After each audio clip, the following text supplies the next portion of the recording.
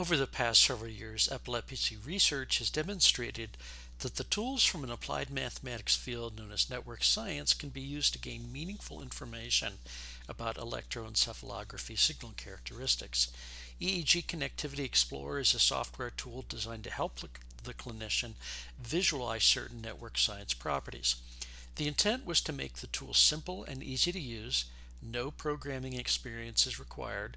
The software is available in both Mac and Windows versions. Computations do not take excessively long to complete. The software was written in the Python programming language, which is free, and is licensed in a way so that others with programming experience can modify the software so long as they do so for non-commercial purposes. EEG Connectivity Explorer makes extensive use of the Python MNE package, which was introduced first in 2013 and has become one of the most widely used tools by computational neuroscientists interested in analyzing EEG and MEG signals. However, MNE has been used primarily for research purposes. Here we integrate some of its powerful features into a user-friendly interface. When the user first opens EEG Connectivity Explorer, they'll be greeted with a window. This can be disabled. The window talks a little bit about the license permissions and also gives a list of references that form the basis for the software package. Later on, if you want to look at these references, you can do so. They're listed under the Help menu, together with a link to this video, and there will also be a link to where the source files for the software can be found. So the references here form the basis for the software package itself.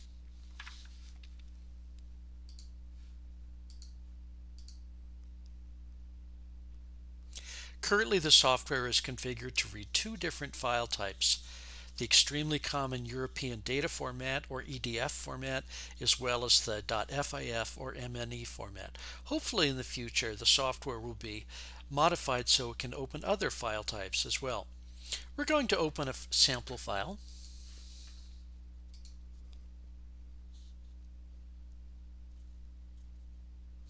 This is consisting of 10 minutes of recordings taken from about 30 scalp electrodes where the sampling rate is about 200 Hertz. The Help menu, located in the bottom left, will give you a sense of how to navigate through the recording, but I'll give you just a brief overview here. If you want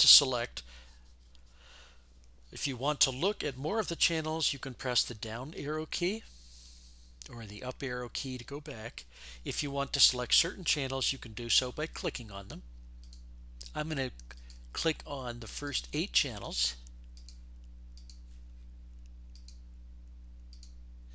Then I'll plot those channels. If you want to adjust the scaling of your signals, you can use the plus and minus keys. If you want to switch the time format from hours, minutes, seconds to just seconds, you can type T. If you want to scroll through the data, you can do so either by dragging the slider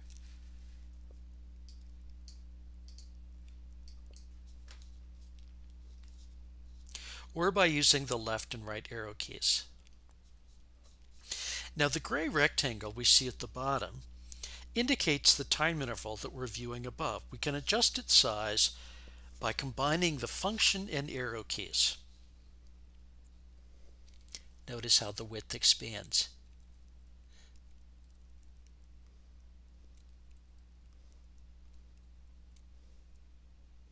So I'm looking at about 200,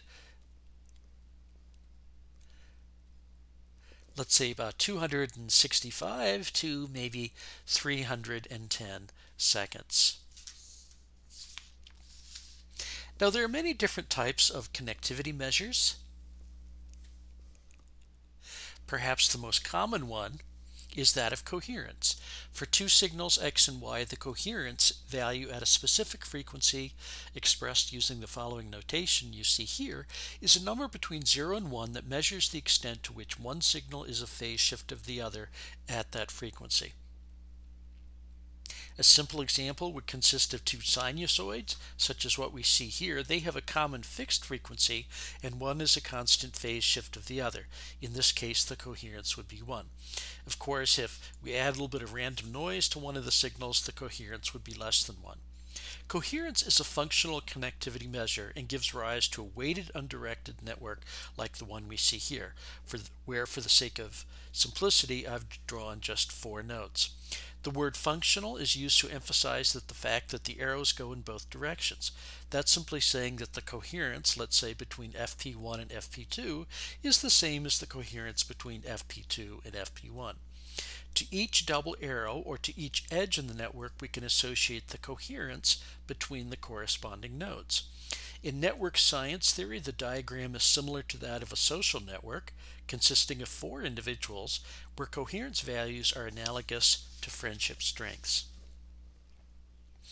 EEG Connectivity Explorer permits visualizing coherence values and their temporal evolution. We can look at coherence averaged over a specific frequency band at a specific point in time. We can identify the community structures. I'll elaborate on that in a moment. We can animate how coherence varies over time intervals, and we can identify time windows with similar coherence states. So let's go and take a look at this. Under connectivity, I have my connectivity options. This indicates, the first value indicates a window that we'll be using for all of our calculations. The value must be small since EEG signals are non-stationary in nature. In other words, they're not as simple as sinusoids.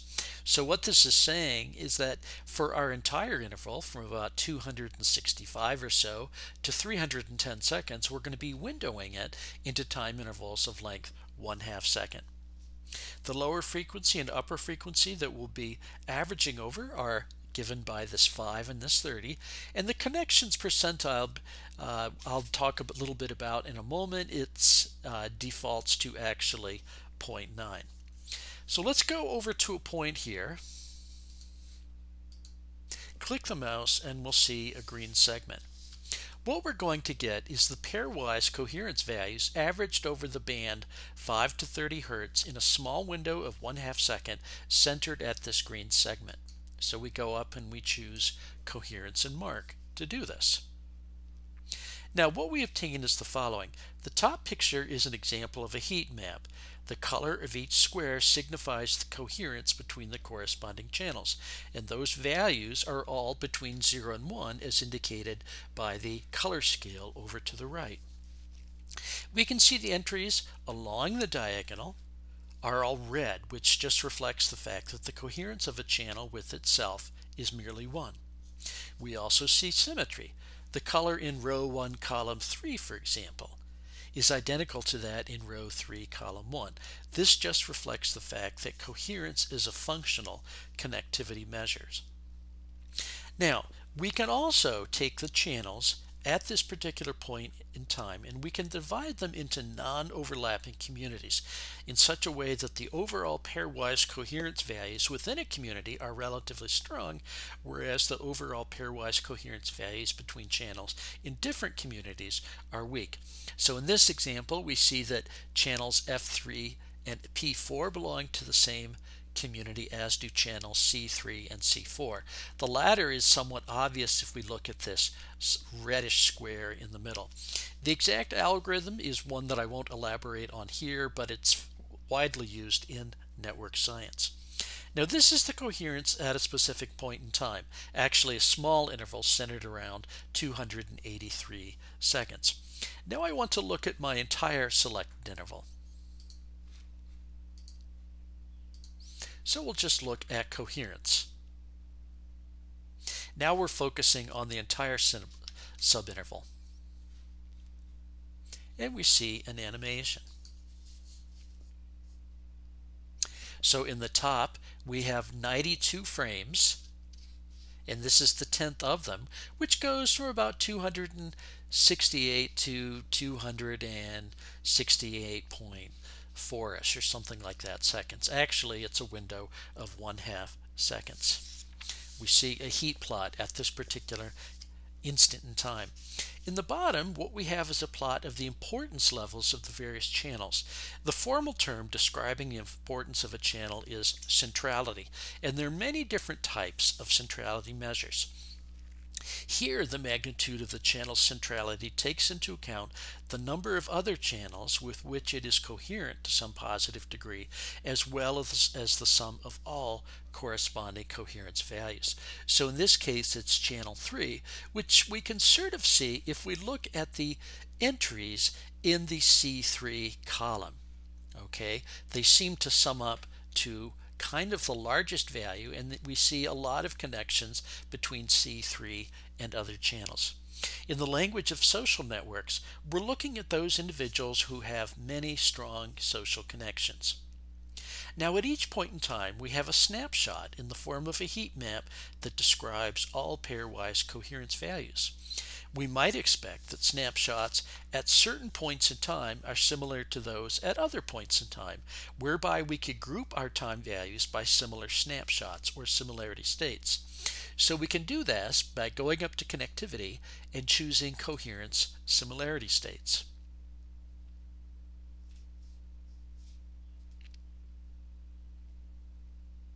And we get a picture that looks like the following. So these all correspond to time intervals of length 1/2 second. Whenever we see two subintervals of the same color, or labeled with the same number, we know that the overall state of network coherence in those two subintervals is the same. So we can look and see, let's say, right here, a brownish band, and we see the same color over here. So even though we have 92 time windows, we have 21 similar states of coherence. This is a tool that Brian Litt and his colleagues at the University of Pennsylvania have incorporated into their research, and if you want to read more about the significance of this tool, you can do so by reading the software's listed references. So this is an overview of how coherence can be visualized in the software.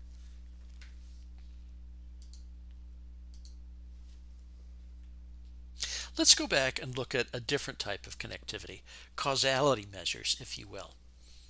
Loosely described, causality measures quantify the extent to which signal information at one node is enhanced by knowing signal information at another one. A simple example, let's say we have two stocks A and B. If the ability to predict B's future price is enhanced by knowing the past price of A, we say that A has a Granger causal effect on B. Granger is named after Clive Granger, the Nobel laureate who received his prize in 2003. Causality measures are sometimes referred to as effective connectivity measures and give rise to weighted directed networks, as we see below. You notice that these differ from functional connectivities insofar as the arrows go in one direction. In our software, we use what's known as the spectrum weighted direct transfer function. It is both directed and direct. It was introduced by Van Mierlo and his colleagues in 2011 and was also studied by Garisco in 2014. This measure is both directed and direct. The directed portion of that statement simply says that the arrows go in one direction. The direct is saying a little bit more. In the picture, we can see a causal influence of FP1 on FP2, as indicated by this arrow. We can also see a causal effect of FP1 on FP2 that results by following the arrow from FP1 to P1 and then measuring the causal influence of P1 on FP2. A direct measure removes from consideration information flow that passes through intermediate nodes, and that's what makes a direct measure so appealing. The software permits visualizing effective connectivity measures using different means. We can select time intervals and average our measure over specific frequency bands. We can animate how the measure evolves with time. We can identify the system drivers or major influencers. And we can also identify the system drivers over the course of an entire selected interval. So let's go back to our picture. I'm going to look at the directed connectivity. using the causality measure that I've just described a few minutes ago.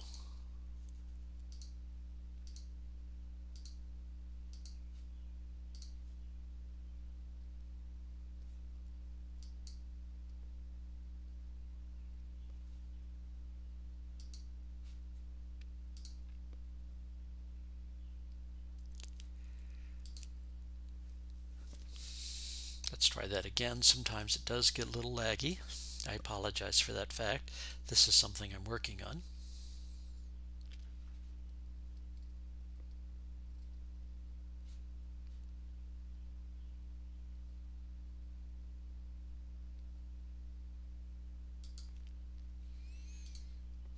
Okay, so here we have 92 frames, and I'm looking at frame 13.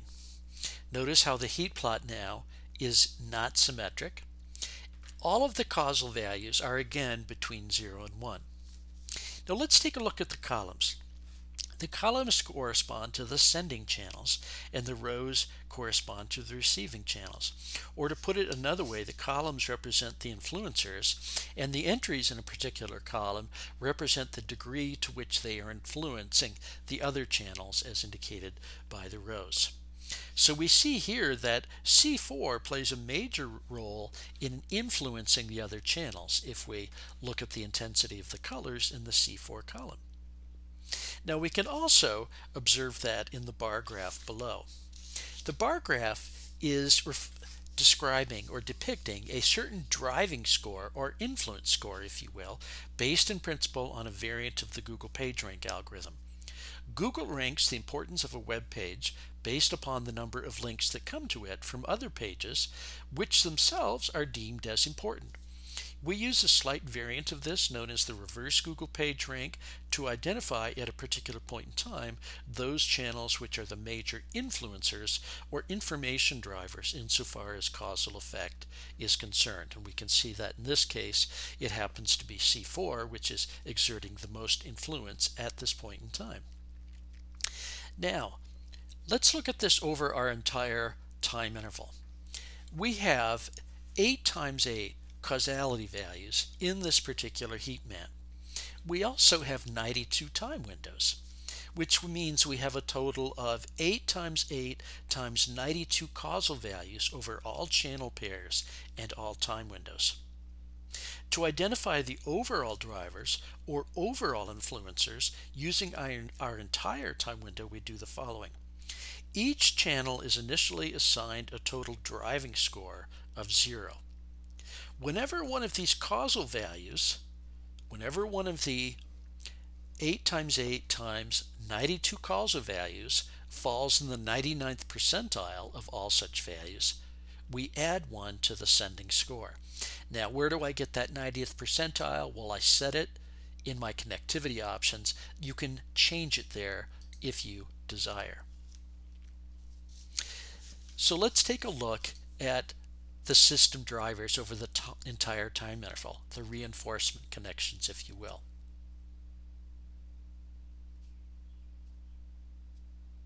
We get a picture that looks like this. So we can see how C4, C3, P4, and P3 are the major drivers.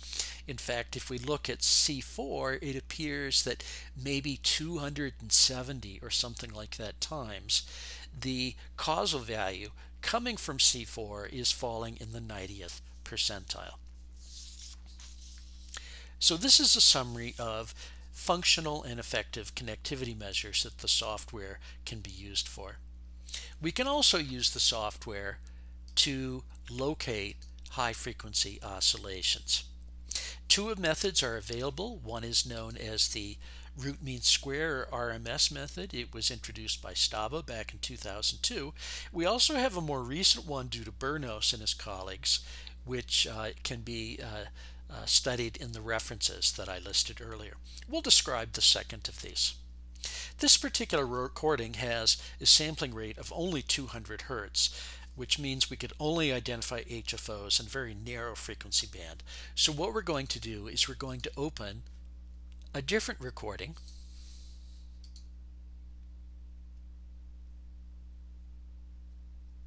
This is a small portion of a 2-hour recording.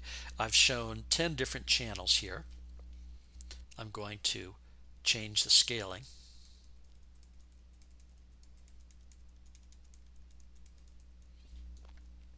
If we move over in time,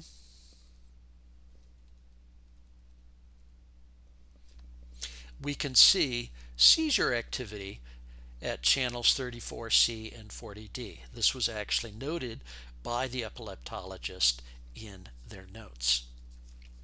The sampling rate here is 1,000 Hertz. I'm going to highlight all of the channels.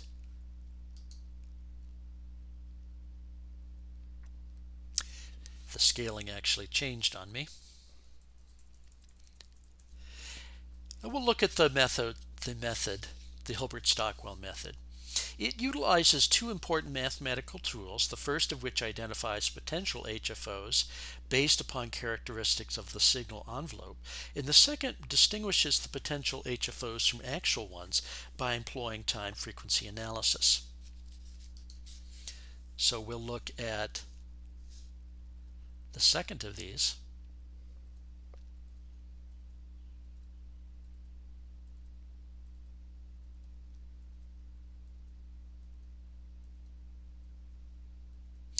And we get a graph that looks like the following. The graph on the right tells us the total number of HFOs computed. The table on the left tells us the peak frequencies for the HFOs as well as the time intervals during which they appear, and you can scroll through that. The RMS method, the other detection method, is somewhat similar. However, it does not give us the corresponding table. It gives us only the HFO counts. Now, of course, any HFO detection algorithm has to be used with a grain of salt because of the potentially large number of false positives due to artifacts. This software utilizes tools to automatically identify what it believes to be our blinking or heartbeat artifacts, and it looks at HFOs whose time intervals overlap with such artifact behavior, and it eliminates them from consideration. This gets us to the question of artifacts in general. Let's open a different file.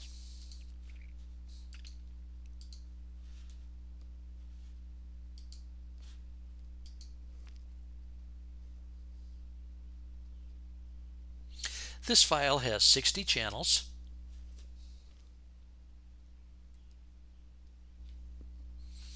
I'll select all of them.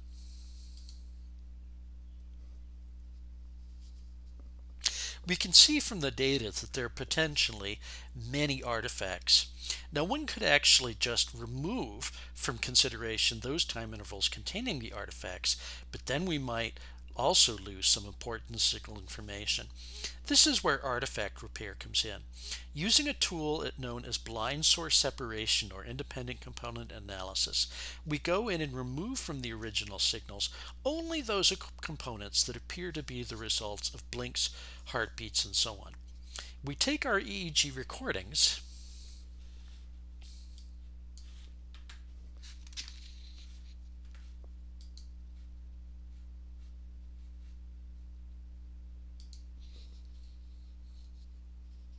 and create from them a list of what we know or call latent sources or component signals. Now, this can take a little bit of time depending upon the sampling frequency, the length, time length interval, so on and so forth. Now, these components are labeled from 0 up to 60. These are not EEG signals. They are underlying recordings, so to speak, in the background that are somehow producing the EEG signals that we see. Let's take a look at these. The 0th independent component. It's almost like we can observe swallowing artifacts. So we're going to remove this component. If we look at component number 4, taking a look at the latent signal, it almost appears like we have heartbeats. And we can do the same sort of thing and remove various components that either appear to correspond to artifacts or don't appear to contain any useful information. So I'm going to remove 3 of these. I'll be conservative. And I'll go back and repair the original signals. This now shows us the signals without the major artifacts. Now what happened here is that I looked at just the specific time interval, which has length about, it looks to me like 4 seconds or something like that. If I scroll to the right, I can see that I have yet to repair the artifacts over here. From here, we can take the repaired signal and we can perform a connectivity analysis on it, determine HFOs, and so on and so forth. So this concludes our video. Thank you for watching it. EEG Connectivity Explorer is in its infant stage, and we hope to build upon its features in the future. EEG is, of course, just one of many imaging techniques used by epileptologists. The hope is that this software can provide a simple tool for visualizing and analyzing EEG signal recordings.